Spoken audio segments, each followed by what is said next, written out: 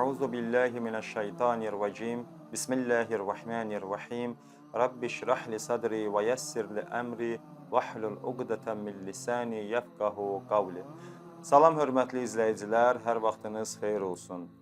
Bugünkü mövzumuz ruhla cismin rahatlığı və narahatlığı haqqında olacaq inşallah. Ruhla cismi rahat və narahat edən bir çox amillər var. Məsələn, bədənin narahatlığına səbəb olan amillərdən biri xəstəliklərdir ki, insan bəzi xəstəliklər səbəbilə bir çox zahiri ləzzətlərdən məhrum olur. Misal üçün, xəstə bir insana dünyanın ən dadlı yemək içməyini gətirib versən belə, bu şəxs o yemək içməkdən ləzzət ala bilməyəcək. Niyə? Çünki bədəni xəstədir və bu xəstəlik onun bu yemək içməkdən ləzzət almasının qarşısında bir maneə olacaq. Təbii olaraq ağıllı insan doktora müraciət edərək özündəki bu xəstəliyi, maneəni aradan qaldırmaq üçün çalışar və əvvəlki sağlamlığına qayıtmağa cəhd edər. Bədənin rahatlığına səbəb olan amillər də çoxdur, müxtəlifdir. Onlardan biri elə bayaq dediyimiz xəstəliklərin əksi olan insan bədəninin sağlamlığıdır. Əgər insan cismi baxımdan sağlam olsa, bu şəxs həm yemək içməkdən və həm də bəzi zahiri nemətlərdən lazımı qədərində ləzzət alaraq bəhrələnə biləcək. Və bu şəxs cismi baxımdan aram və rahat olacaq.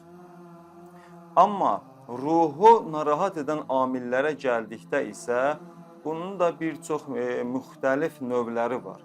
Bunlardan bəziləri insandan baş verən günahlar və bəyənilməz çirkin əməllərdir. Bu, xoşa gəlməz əməllərin nəticəsində insan ruhu bədbəxtçiliyə düçar olaraq ruha zövq verən şeyləri hiss etməkdən və əbədi səadətə çatmaqdan məhrum olur. Necə ki, bayaqları qeyd etdik, İnsan bədəni xəstə olduqda zahiri ləzzətlərdən məhrum olur, insanın ruhu da xəstə olduğu zaman, yəni insan günah çirkabında batdıqda mənəvi ləzzətlərdən məhrum olur. İnsan bədəni xəstə olduqda həkimə müraciət edərək xəstəliklərdən sağalmaq istədiyi kimi, ağıllı bir insan da ruhu xəstə olduqda ruhunu günahlardan və çirkin əməllərdən təmizləmək üçün Allah Taala'nın qapısına, yəni həkimlərin ən yaxşısı olanın Allahın qapısına müraciət edərək səmimi qəlbdən tövbə etməli, göz yaşı tökərək Allahdan bağışlanmaq diləməlidir. Ümumiyyətlə, ruhda yaranan problemlərə qarşı, müşküllərə qarşı laqeyd yanaşmaq olmaz. Əgər ruhda hər hansısa bir narahatçılıq, bir müşkül yaransa, tez onu aradan qaldırmaq lazımdır. Məsələn, insan öz cismində, bədənində hər hansısa bir problemi gördükdə ona necə ki həssaslıqla yanaşır, ruhunda da hər hansısa bir müşkülü, problemi gördükdə ona daha çox həssas olmalıdır. Çünki ruhun xəstəliyi cismani xəstəliklər kimi deyil. Bədən və onda olan xəstəliklər müvəqqəti və aradan gedəndir. Ruh və onda olan xəstəliklər isə qalıcı və əbədidir.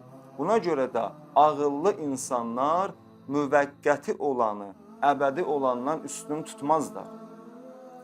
Ruhun rahatlığına səbəb olan amillərə gəldikdə isə bunlar insanda olan bəzi gözəl və bəyənilmiş xüsusiyyətlər, insanın gözəl əxlaqa sahib olması, insanın başqa digər şəxslərlə xoş və mehriban rəftar etməsi və ən əsası da insanın ixlasla öz Rəbbinə ibadət və bəndəçilik etməsidir. İnsan bunların vasitəsilə ən uca və ən ali məqamlara çata bilər. Əgər insan öz ruhunu günahlardan və çirkin əməllərdən təmizləyə bilsə və gözəl əxlaqa sahib olsa, o zaman Allah Taala'nın sonsuz nemətlərinə qovuşar və bu şəxsin gözünün qarşısından zülmət pərdələri götürülər. Həzrəti Peyğəmbər Salavatullah bu barədə buyurur ki, لولا أن الشياطين يحومون على قلوب بني آدم lənəzəru ilə mələkutis-səmə. Əgər şeytanlar Adəm övladlarının qəlblərinə hakim kəsilməsəydilər, insanlar mələkut aləmindəki həqiqətləri görərdilər.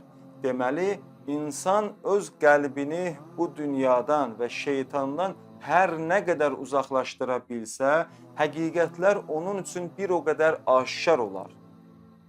Ona görə də insan çalışmalıdır ki, bu dünyada olduğu müddətdə öz qəlbini çirkin və pis əməllərdən uzaq saxlasın.